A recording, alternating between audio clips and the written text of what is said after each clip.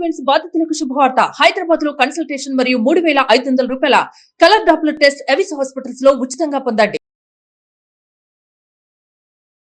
నమస్తే రమగారు. నమస్తే జయ. రమగారు, మనం ఏదైనా శుభకార్యాలు మంచి పనులు చేసేటప్పుడు అఖండ దీపాన్ని వెలిగిస్తాం కదండి. మరి దసరాలకు కూడా అఖండ దీపం పెట్టుకుంటారని విన్నా నేను. ఎట్లా పెట్టుకుంటారు ఏంటి? అఖండ దీపం ఈ 9 రోజులు ఉంచుకోవాలా? ఎట్లా, ఏ రోజు మొదలు పెట్టాలండి? ఉంచుకోవాలా అంటే నీ విధానాన్ని బట్టి జయ. మనం శుభకార్యాలంటే ఏదైనా సత్యనారాయణ వ్రతం చేసినప్పుడు, గృహప్రవేశం చేసినప్పుడు వెంకటేశ్వర దీపారాధన అని అఖండం పెడతాం. రమగారు, పెళ్లికి కూడా, పెళ్లిళ్ళకి ముందు వెలిగించుకుంటాం కదా. పెళ్లిళ్ళల్లో కూడా చెప్తున్నా అదే. ఈ పెళ్లిళ్ళల్లో కూడా ముందే మనం ఇది పెడతాం కదా, గౌరీ పూజకి వాటికి ముందు మొత్తం వివాహ శుభకార్యం మొత్తం అంతా అయ్యే వరకు ఆ దీపం అలాగే ఉజ్వలంగా వెలుగుతూ ఉండాలి. దాన్ని చూసుకుంటూ ఉంటారు. అది కొందరి ఇళ్లలోనే ఉంటుంది, అన్ని చోట్ల ఉండదు. కానీ ఈ వెంకటేశ్వర దీపారాధన చేయటాలు ఇవన్నీ చాలా చోట్ల ఉంటాయి. ఇప్పుడు మనం గణేష్ నవరాత్రులు చేస్తాం కదా, అప్పుడు కూడా ముందుగానే పెట్టుకుంటాం. దీక్షలు పట్టినప్పుడు 9 రోజుల దీక్షగా మనం చేసుకునేటప్పుడు ఈ 9 రోజుల పాటు నిరంతరాయంగా వెలిగే ఒక దీపాన్ని అఖండ దీపము అంటారు.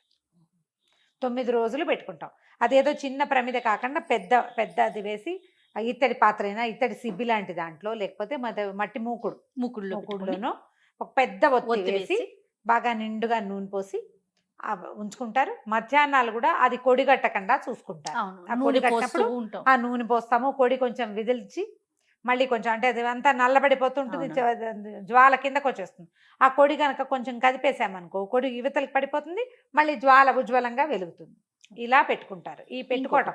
తిరుమల వెళ్ళేటప్పుడు కూడా దీపం పెట్టుకుని వెళ్తారట కదా. తిరుమల వెళ్ళేటప్పుడు ఏదైనా యాత్ర మనం ఇలాగా మొక్కుకుని వెళ్తాం కదా, అప్పుడు ఇల్లంతా శుభ్రం చేసుకుని కాస్త పిండి వంటలు అవి చేసుకుని వెంకటేశ్వర దీపారాధన చేసి, ఈ దీపారాధనని అఖండాన్ని మలగకుండా చూడ్డానికి ఇంట్లో ఒక బంధువు కుటుంబాన్ని ఉంచి, ఇప్పుడు ఎక్కడ ఇది వరకు వెళ్ళేవాళ్ళు చేయ. ఇప్పుడు అట్లా ఎవరైనా చేస్తున్నారని నేను అనుకోను. పల్లెటూళ్ళలో ఎక్కడైనా మొక్కుగా ఉన్న కుటుంబాల్లో చాలా తక్కువ. నాకు అదే అనిపిస్తుంది. ఇప్పుడు తిరుపతి వెళ్ళటం అంటే వెళ్ళి వచ్చేసరికి ఎంత లేదుకున్నా 3 రోజులు అవుతుంది. 3 రోజులు ఎవరు చూసుకుంటారు? ఇది వరకు ఇది వరకు మీరు అన్నట్టు బంధువులు వీళ్ళ ఇంట్లో వాళ్ళు చూసేవాళ్ళు, వాళ్ళ ఇంట్లో వీళ్ళు చూసేవాళ్ళు, అలా చేసేవాళ్ళం. ఈ చేసేటప్పుడు ఏంటంటే ఈ దీపారాధన చేసుకోవడం, మళ్ళీ తిరిగి వచ్చాక అప్పుడు మళ్ళీ అర్చన చేసుకుని ప్రసాదాలు పంచిపెట్టి బోళ్ళంత భోజనాలు పెట్టుకుని సమారాధన చేయటం ఎంత విశేషంగా చేసేవాళ్ళు. అదొక పద్ధతి ప్రకారం. ఇప్పుడు మనం అట్లా చేయలేకపోతున్నాం. రమగారు, ఇప్పుడు అనుకుంటే సాయంత్రం వెళ్ళిపోతున్నాం. ముందస్తుగా మనం ప్రిపేర్ అవటము, చూసుకోవటము ఏమీ లేదు కదా రమ్మగారు. తీర్థయాత్ర అంటే ఇది విహారయాత్ర 6 నెలల ప్రయత్నం చేసేవాళ్ళం. ఇప్పుడు ఏముంది, రాత్రి అనుకుంటే తెల్లవారుజామున 3 4 కారెక్కితే వెళ్ళిపోయామే. అంతే, ఫ్లైట్ ఎక్కితే వెళ్ళిపోతాం కదా. ఇదివరకటికి ఇప్పటికీ విధానాలు మారినాయి. అయితే ఇప్పుడు ఈ అఖండాలకి ఏంటంటే, మనం దసరాలో 9 రోజులు అర్చన చేయదలుచుకున్నప్పుడు, మనకి అవకాశం ఉన్నప్పుడు, మన ఇంట్లో ఇప్పుడు మనం ఒక్కళ్ళమే కాకుండా మనం బయటికి వెళ్ళినా ఇంట్లో ఇంకొకళ్ళు ఉండే అవకాశం ఉంటే అఖండం పెట్టుకోవచ్చు. ఓకే, పెట్టుకోవాలి కాదమ్మా, పెట్టుకోవచ్చు. పెట్టుకోవాలన్న నియమం పెట్టుకోవద్దు. అలానే ఉంటే మీకు అలవాటు ఉండి మీ ఇంట్లో పెద్దవాళ్ళు పెట్టేవాళ్ళు, నేను అమ్మో నాకు భయం అని అనుకోవద్దు. ఎవరైనా ఒకళ్ళు ఉంటే సరిపోతుంది, మనమే చేసుకోవచ్చు. అయితే ఈ అఖండ దీపారాధనకి ఏంటంటే, భోజనం చేసిన తర్వాత అప్పుడు కొడి మలపకూడదు, భోజనం చేయకూడదు. దానికి నియమం ఏం చేస్తాము, పగలు ఉపవాసం, రాత్రి భోజనం పెట్టుకున్నాం అనుకోండి, పగలల్లా మనం దీపారాధనని చూసుకుంటూనే ఉంటాం. ఈ అఖండాన్ని రాత్రి భోజనానికి ముందు ఒకసారి దాన్ని సవరించుకుంటే తెల్లవారి మళ్ళీ మనం స్నానం చేసేసరికి కొడొస్తుంది, అప్పుడు మనం చేసేసుకోవచ్చు. శ్రద్ధగా ఉండాలి దాని పట్ల. అఖండ దీపం పెడితే శ్రద్ధగా ఉండాలి. ఆ వైపు తలుపు వేసి ఉంచాలి. ఆ గదులు వాడకుండా ఉండాలి. అది బాగా జ్వాల పై దాకా వచ్చింది అనుకుంటే పైనంతా పొగ చూరిపోతుంది, చూసుకోవాలి. చిట్టి పొట్టి పిల్లలు ఉండకూడదు మన ఇంట్లో. పిల్లలుంటే పిల్లలు దీపారాధన దగ్గరికి వెళ్తారనా, మనం చూసుకోవాలి. అట్లా అవన్నీ ఉంటాయి కదా. మరి ఇలా బాత్రూమ్కి దానికి వెళ్ళొస్తే ముట్టుకోకూడదు, స్నానం చేయాలి. లేదా కనీసం కాళ్ళు చేతులు మొంగడుకుని బట్టలు మార్చుకోవాలా, వస్త్రాలు మార్చేసుకోవాలి. అట్లా చేస్తే అఖండాలు చేసుకోగలిగితే. లేదా అమ్మ, నేను నా పద్ధతి చెప్తాను జయ. నేను ఎప్పుడూ అఖండం పెట్టలేదు. ఎన్ని సంవత్సరాల నుంచో దసరా దీక్ష చేస్తున్నారు ఉంది. దసరా దీక్ష ఉంది. నక్తాలే, పగలు ఉపవాసం, రాత్రి భోజనం చేస్తాం. ఏకభుక్తము భూసేనం కూడా కిందే పడుకుంటాం. ఆహా, ఈ 9 రోజులు కిందే పడుకుంటారా రమ్మగారు? కింద పడకుండా చాలా కాలంగా చేస్తున్నా కూడా నేను ఎప్పుడూ అఖండం పెట్టుకోలేదు. నేను దాన్ని శ్రద్ధగా చేయలేనన్న అనుమానం. మా అత్తవారింట్లో లేదు కూడా. ఆవిడెప్పుడు మరి తెలీదు నాకు. మీరే శ్రద్ధగా చేయలేరన్న అనుమానంతో పెట్టుకోవట్లేదు. దాన్ని బట్టి ఆలోచించుకోవాలి అందరూ. అంటే నాకు చేత కాదని నా భయం అనమాట. అంటే నేను అదేలే. నా చిన్నతనం నుంచి చూడలేదు. నాకు తెలుసు విషయం. తెలుసు కానీ నేను పెట్టుకోవాలా. నేను 2 ఓకే. పూట్ల దీపారాధన చేస్తా. నేను పొద్దున్న తెల్లవారుజామున 4కి 4:30కి మా పూజ మొదలైతే 8:30, 8:30 అయిపోతుంది పొద్దున. ఇంతసేపు వెలగడానికి కొంచెం పెద్ద ప్రమిద పెడతాము. అది మధ్యాహ్నం దాకా ఇంచుమించుగా ఉంటుంది దీపారాధన.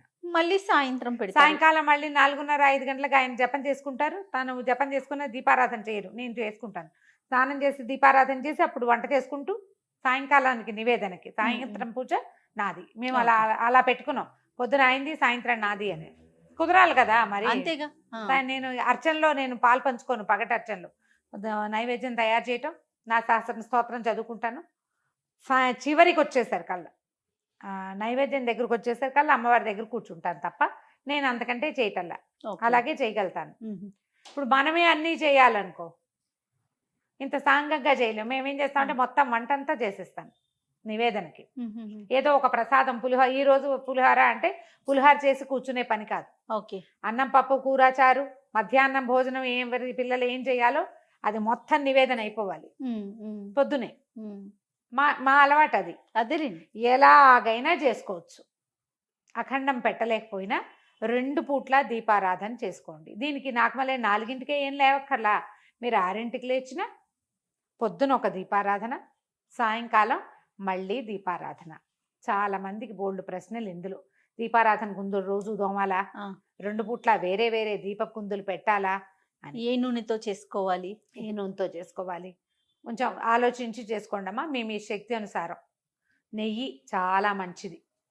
ఆవు నెయ్యి అయితే చాలా శ్రేష్టం. తైలం కూడా పనికొస్తుంది. నువ్వుల నూనె, ఈ 2.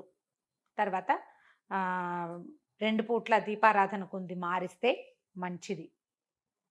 పొద్దున్న దీపం పెట్టాం, అదంతా నల్లబడింది అనుకో, ఆ నల్ల దాంట్లో నువ్వు వేస్తావా? నువ్వు కొంత శుభ్రం చేసుకోవాలి కదా. చేసుకోవాలా. 2 పూట్లకి 2 దీపారాధన కుందులు ఉంచుకోండి. పొద్దుటి కుంది వేరు, సాయంకాలం కుంది వేరు. సాయంకాలం దీంట్లో పెట్టుకుంటాం. ఈ పొద్దుటి దీప కుందిని తోమేసుకోండి. మన ఇంట్లో ఒకటే కుంది ఉంది, అప్పుడు అప్పటికప్పుడు తోమ పెట్టుకోండి. ఇప్పుడు మనం చెప్పుచ్చేదంతా శ్రద్ధ. అంతే అంతే.